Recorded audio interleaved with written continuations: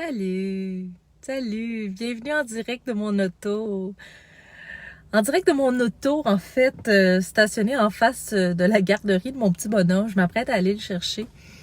Cet après-midi, j'avais prévu faire un direct là, directement des locaux. J'avais choisi mon sujet, j'avais le goût de vous parler de gratitude, de prendre le temps oui, de célébrer les victoires, de célébrer les bons coups, parce que ça fait du bien. Puis, bonjour, allô France, bonjour à ceux qui se joignent à nous. Donc, j'avais plein de belles intentions par rapport à ce direct-là que je voulais faire cet après-midi.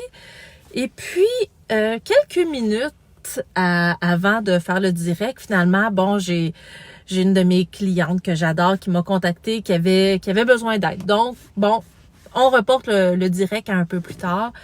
Puis, salut Jessica, bonjour Mélanie, allô Diane. Je décide de reporter après le temps de prendre l'occasion de discuter avec ma cliente.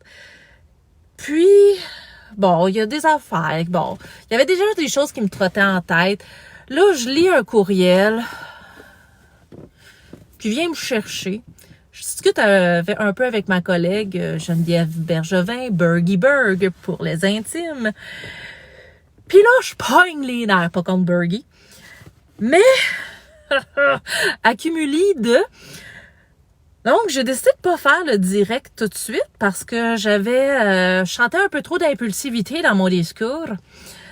Et je risquais de traiter certains chirurgiens de gros cabochons sans tête qui n'avaient pas de capacité de relation humaine. Je me disais que c'était pas tout à fait approprié comme professionnel de la santé, donc je me suis dit que j'allais quand même pas dire ça. Que certaines personnes, même s'il y avait des beaux diplômes, qui manquaient franchement de savoir-être. Et j'ai donc décidé de décanter un peu. On voit que j'ai vraiment décanté en ce moment. Mais, donc, ce sera pas un live sur la gratitude finalement. J'ai plutôt le goût de vous rappeler l'importance d'être un patient partenaire. Donc, un patient partenaire, c'est de mettre fin à la hiérarchisation des soins de santé. C'est-à-dire que le chirurgien n'est pas le tout-puissant en haut de la pyramide qui doit prendre toutes les décisions. Ni le médecin de famille, ni tout autre spécialiste, ni nutritionniste d'ailleurs, que vous, en tant qu'individu, vous êtes tout aussi important dans le processus décisionnel, le processus réflectif, quant à quels sont les meilleurs soins, quels sont les meilleurs traitements, si traitement requis il y a.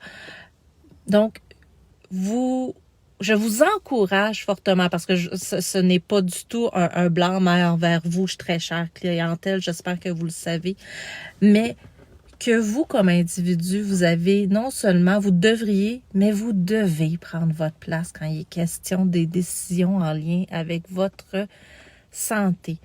Ce que ça veut dire, entre autres, c'est que peu importe l'opinion d'un chirurgien ou d'une équipe traitante par rapport à quel poids est le meilleur pour vous, ça n'a pas d'importance parce que la seule personne qui vit dans votre corps, c'est vous. Donc, oui, préparez-vous mentalement à vos rencontres de suivi parce que des fois, ce que vous allez vous faire dire n'a tout simplement pas de bon sens théorique et pratique d'un point de vue humain. Ce que ça veut dire aussi, c'est que même si ça part d'une bonne intention, parce que je suis pas en train de dire que c'est de la malveillance, pas ça du tout, mais des fois c'est franchement maladroit pour le moins, et que, vous m'avez souvent entendu parler de maladies chroniques, l'obésité, comme quoi c'est une maladie, et que les traitements associés devraient être plus facilement disponibles, qu'il fallait briser les tabous autour du poids. Et de plus en plus de médecins de famille s'impliquent à ce niveau-là pour le mieux, mais parfois, peut-être manque d'expérience pratique, manque de coaching, manque de formation sur quels sont les bons traitements pour les bons individus. On le sait que le premier pilier quand il est question de saine gestion du poids, ce sont les habitudes de vie. Donc, une saine alimentation, bouger pour le plaisir, saine gestion du sommeil, saine gestion du stress, des émotions. Le deuxième pilier, c'est l'aspect pharmacothérapie. Donc, il existe de la médication maintenant qui est disponible, autorisée par Santé Canada. Mais c'est pas vrai que le Saxenda puis le Contrave, ça fonctionne de la même façon. Donc, ce que ça veut dire, c'est que le Saxenda, c'est pas bon pour tout le monde. Puis le Contrave, c'est pas bon pour tout le monde. Ce que ça veut dire aussi, c'est qu'il faut savoir comment les utiliser. Puis même si les nutritionnistes, on n'a pas le droit de prescrire parce que nous ne sommes pas médecins, ça ne veut pas toujours dire que le médecin de famille qui fait de son mieux est vraiment au courant des dernières avancées en sciences. Donc, ce que ça veut dire, c'est que faites attention aussi quand vous pouvez potentiellement, je sais que c'est sûr qu'on est sur une page de chirurgie bariatrique, mais il y a certaines personnes qui réfléchissent à la chirurgie ou qui l'ont eu puis qui se demandent si l'ajout d'une pharmacothérapie pourrait être nécessaire. Bien, ça fonctionne pas tout de la même façon. Donc, si vous êtes des petits mangeurs, si vous mangez déjà très peu, que ce soit avant ou après la chirurgie, dans les grandes lignes, le Saxenda, c'est pas pour vous. Vous risquez de vous faire du mal, du tort. Le Contrave, c'est pas pour tout le monde non plus. Contrave, c'est deux types de médications sous forme de comprimés. Tout dépendant de votre relation à la nourriture, ça peut être complètement inutile et avoir dépensé une fortune de façon inutile. Donc, pour certains, ça va être life-changing, ça va changer votre vie. Pour d'autres, ça va vous nuire. Et donc, la médication, pour certains, oui. Pour certains, non. Et finalement, la chirurgie, ben oui, avoir recours à la chirurgie, c'est une grande décision avec des défis, des deuils auxquels vous avez peut-être même pas pensé au moment où de vous inscrire sur la liste d'attente. Mais après, quand vient le temps de faire les suivis, envisager les chirurgies reconstructives, par exemple, assurez-vous d'arriver solide à vos rencontres parce que, encore là, malgré toute la bonne volonté des différentes équipes, puis juste pour être clair, là, je m'inclus là-dedans, je n'ai pas la prétention de tout connaître, mais prenez soin de vous dans le cadre de vos suivis. Ne vous laissez pas démolir par des remarques inadéquates par rapport à votre processus à vous. Un sleeve, même si c'est la même sleeve pour tout le monde, n'aura pas, chaque individu va le vivre de façon différente. Un bypass, même si c'est le même montage gastro-intestinal, vous n'aurez pas le même parcours parce que vous n'avez pas les mêmes antécédents alimentaires, vous n'avez pas le même historique diététique et vous n'avez pas la même relation à la nourriture, relation avec votre corps. Donc, d'avoir juste perdu, rajouter un nombre de livres après la phrase, ou va falloir travailler plus fort. Ça, c'est du gros n'importe quoi.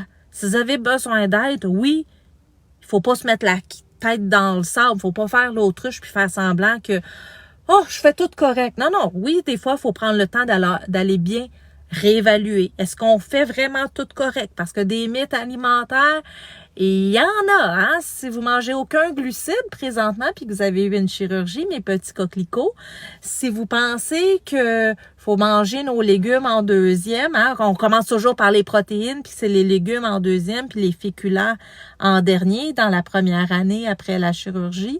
Vous n'avez pas débuté l'entraînement puis que ça fait plus que 2 mois que vous avez eu votre chirurgie. Wake up call, il y a des choses qui sont à faire. Donc, faut pas faire semblant que tout va toujours bien pour autant. Mais que quelqu'un pose un jugement gratuit juste en fonction du nombre de livres perdus sur la balance, sans prendre en considération le parcours, le processus de changement physique, mais psychologique, de relation avec la nourriture, le nombre de pertes de contrôle, le nombre de fois où on a été capable de manger sans culpabilité versus Ce sont tous des éléments à prendre en considération. Donc, soyez un patient partenaire. Arrivez bien préparé avec vos questions pour votre équipe, mais arrivez aussi avec votre opinion, votre point de vue, vos impressions sur ce dont vous avez besoin et demandez des explications quand on n'adonne pas dans la même direction vous, parce que ça se peut que finalement, votre opinion, il vous manquait des informations pour prendre la bonne décision, mais demandez l'explication pour que vous puissiez comprendre et d'une certaine façon, mieux prévoir les prochaines étapes de votre plan bien-être, au fond, qui n'est pas un plan de perte de poids, mais un plan de bien-être global qui comprend, encore là, mes 3 types de santé, ma santé physique, la santé psychologique et la santé fonctionnelle.